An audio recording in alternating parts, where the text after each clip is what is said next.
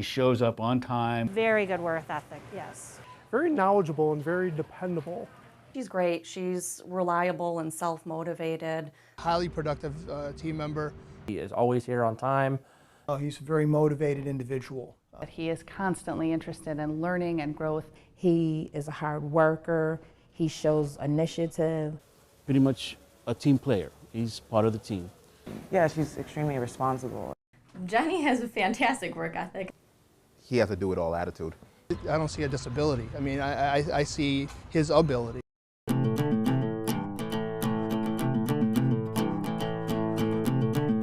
Hiring somebody with a disability through an agency like ours is essentially not any different than hiring anybody else. You know, you're hiring a good person to do a good job. There are incentives out there. We want employers to take advantage of those incentives, financial incentives. There are tax credits that people can get. Occasionally there are work tryouts available so that the wages for the individual can be paid for a little while just to make sure that they adjust to the job.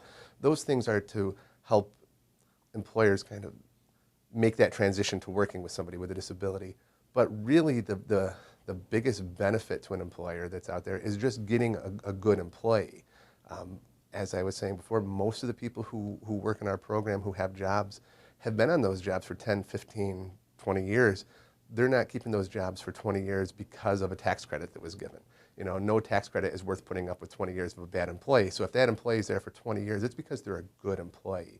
We really work hard to make sure that we're not just throwing people into any old job. So if the job coach is coming and saying, I think this person is going to be a good addition to your business, then it's because we believe it and we think the person can do it.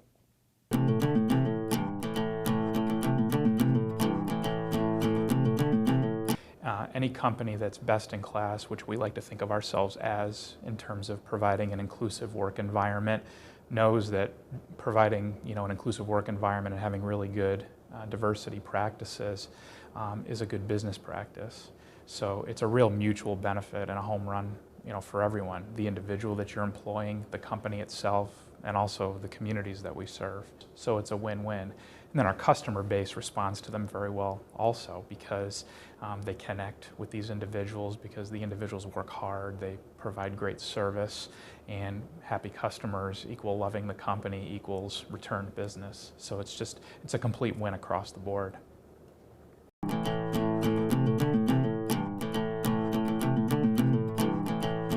Quickly knew that we had somebody special in Terrell.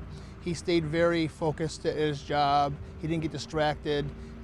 Highly productive team member. Great kid, good personality. Several months after he had become a per diem, we looked at him and said, we really think that he deserves to be in a benefited position. And we promoted him to a part-time benefited position. And then quickly after that, we promoted him to a full-time benefited position, which was one of the things that we really weren't doing at the time, but he was one of the standouts of all the team members that we had. I think there's always a hesitation in a lot of people's minds, like probably in mine too. We really want to be supportive and helpful, but today's world is such a competitive world where there's budgets to hit and there's a business to run. And I got to tell you, it worked out great. Terrell is one of our best employees of all the employees that we have. And I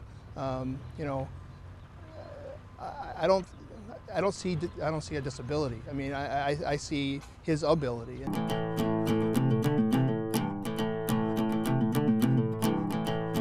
One of the great things about Oscar is he never lets up. He's always willing to learn new things, and he'll do anything you ask him. At the drop of a dime, he'll change directions, and it's one of the great things about working with him. Yep. He's been with the company. He's on 19 years. He's about to hit 20. So, again, what makes him successful, I believe, in his role, is that he's not going to do just one thing. Oscar's the type of person, he focuses on what he can do, not what he can't do. So, whether he's in the back room applying the tags to help protect our merchandise, or he's putting out merchandise on the floor, or he's at the front door greeting customers, whatever it is, he does it to the best of his ability. And honestly, that's a lot more than you get from a lot of people sometimes. Hiring people with disabilities, it's not something that you want to shy away from. It's something that you want to treat everyone equally, period.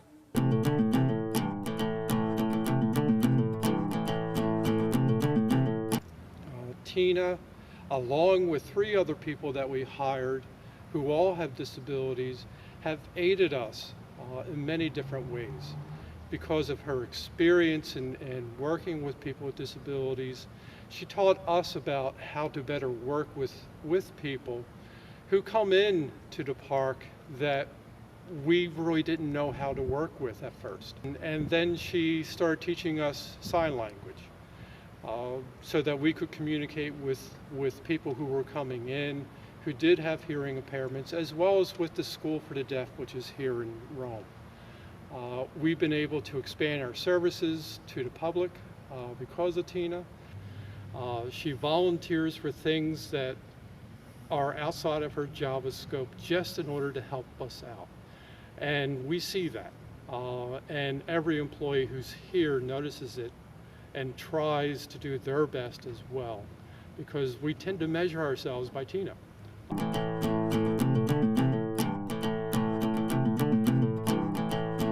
There is clearly a huge need for employment opportunities for people with special needs. We currently have over 500 applicants who want to work here at Puzzles. More than half of our employees do have special needs. We try not to draw distinctions between who does and who doesn't. We're totally integrated.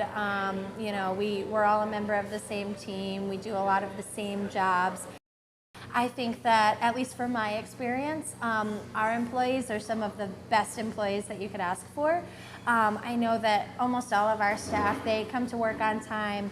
They are thrilled to be here. They're making connections with all of the employees and the customers, and they are just so happy to be part of what we're doing. And that's all that an employer could ask for. They really put their best foot forward. They're very hardworking. I mean, I've been extremely happy with our employees.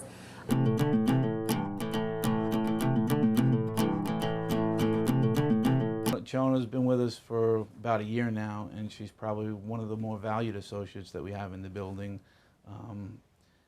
You would never know that she has a disability. You know, we give her direction. She's able to understand the direction. She knows she's very clear on what she's supposed to be doing as far as her job description.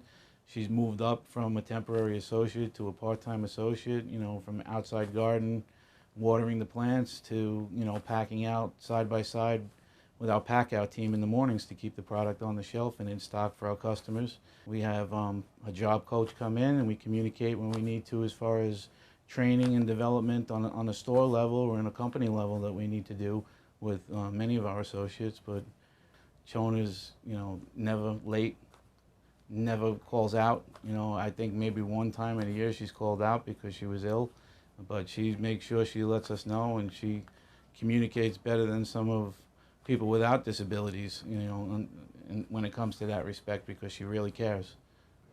Chona reads people.